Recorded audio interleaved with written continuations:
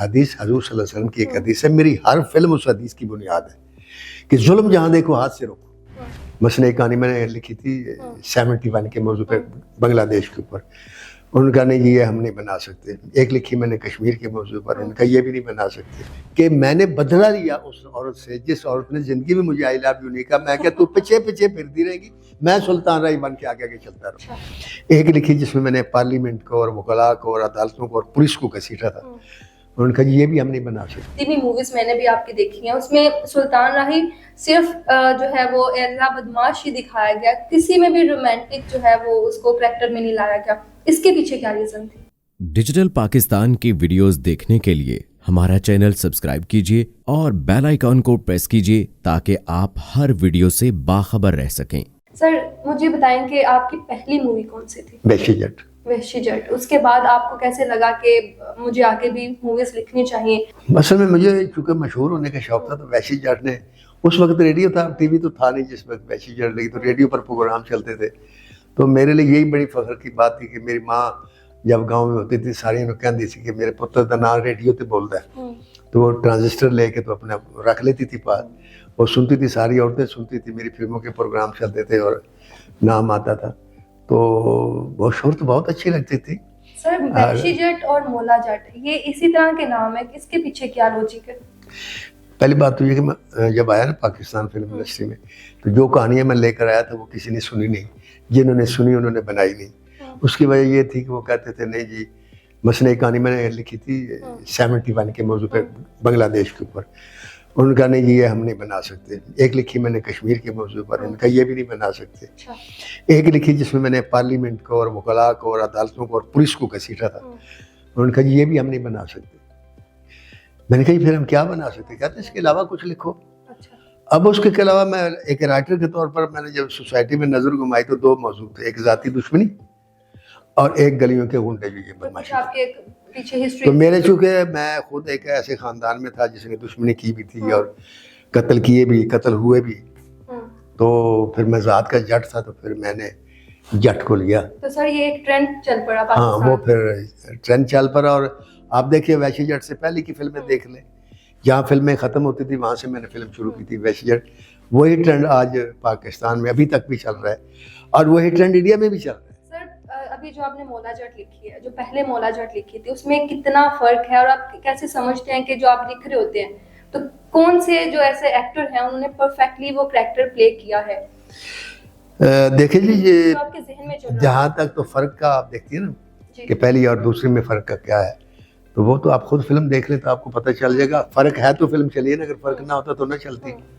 रहेगी कि हाँ जी, आपकी पसंदीदा कौन सी, पहली वाली या अभी जो परफेक्टली आप जैसा सोचते थे वैसी ही बनी? मेरी लाइब्रेरी में सबसे पहली जो फिल्म है वो वहशी जट है। मेरी लाइब्रेरी में मौला जट नहीं है। मौला जट नहीं है। और मेरी लाइब्रेरी में लेजेंड ऑफ मौला जट भी नहीं है। मेरी लाइब्रेरी में वहशी जट है, मेरी लाइब्रेरी में तूफान है, मेरी लाइब्रेरी में आखिरी मैदान है, मेरी लाइब्रेरी में ये आदम है जिस पर मुझे प्राइड ऑफ परफॉर्मेंस भी मिला, नेशनल अवार्ड भी मिला। मेरी लाइब्रेरी में मैडम रानी है, मेरी लाइब्रेरी में जंगल का कानून है, मेरी लाइब्रेरी में इंसानियत के दुश्मन है, मेरी लाइब्रेरी में चानवरियाम है।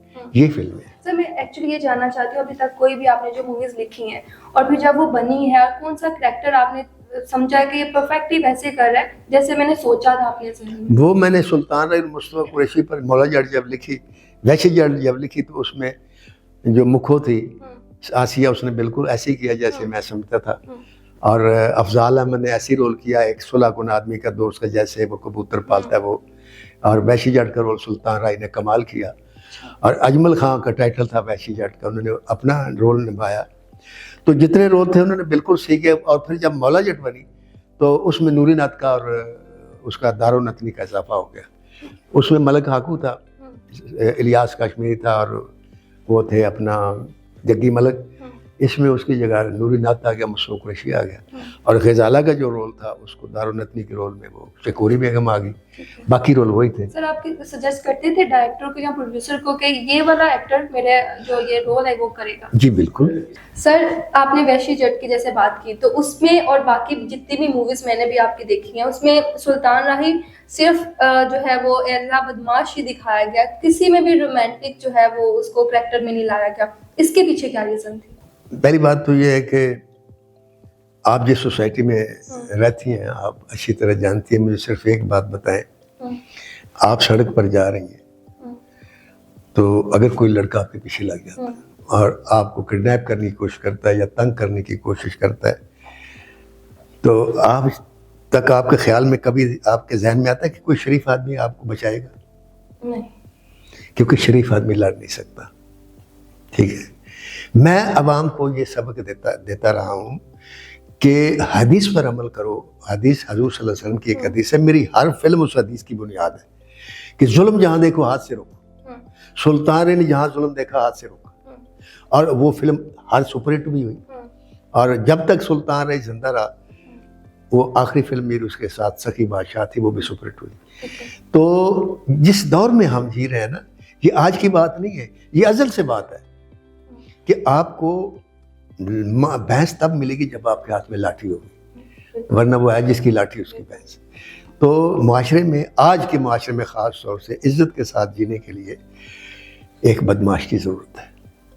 और सुल्तान राय को मैंने बदमाश बनाया, और वो ऐसा बदमाश बना कि जब मैं उसको वो इलाज करता हूँ या जब भी किया वो इलाज, तो मेरे सामने सुल्तान राय बदमाशी आया।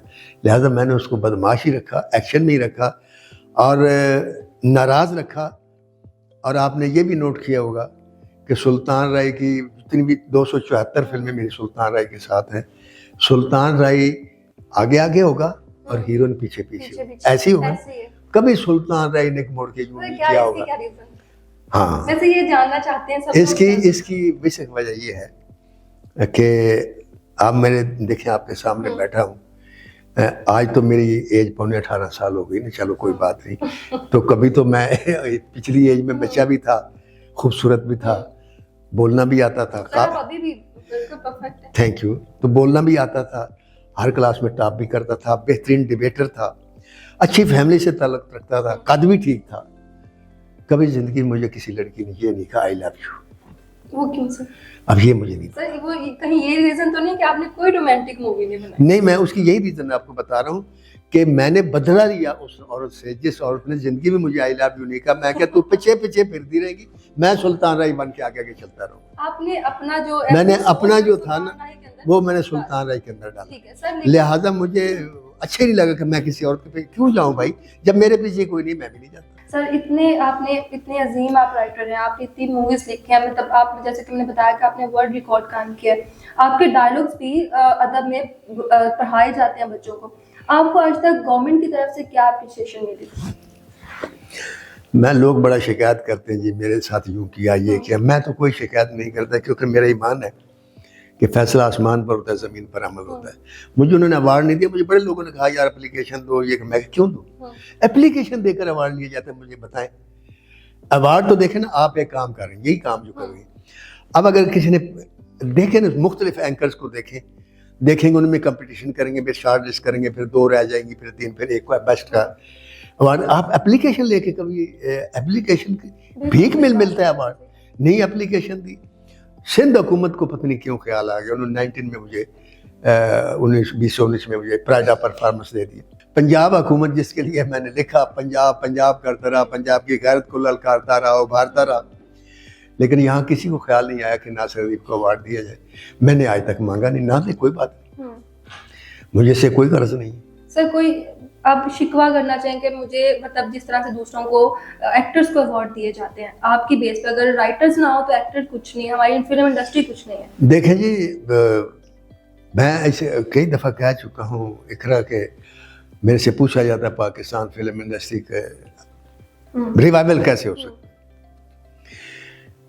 है। एक पैगाम मेरा प्रोड्यूसर के लिए है, रिवाइवल अगर चाहते हैं तो, वरना रिवाइवल नहीं होगा। देखें कराची में नामुल अफराद लगी सुपरहिट, रॉन्ग नंबर लगी सुपरहिट, एक और फिल्म लगी सुपरहिट, जवानी फिरने नहीं सुपरहिट, जवानी 2 सुपरहिट, मैं पंजाब नहीं जाऊंगी सुपरहिट, मैं लंदन नहीं जाऊंगी सुपरहिट।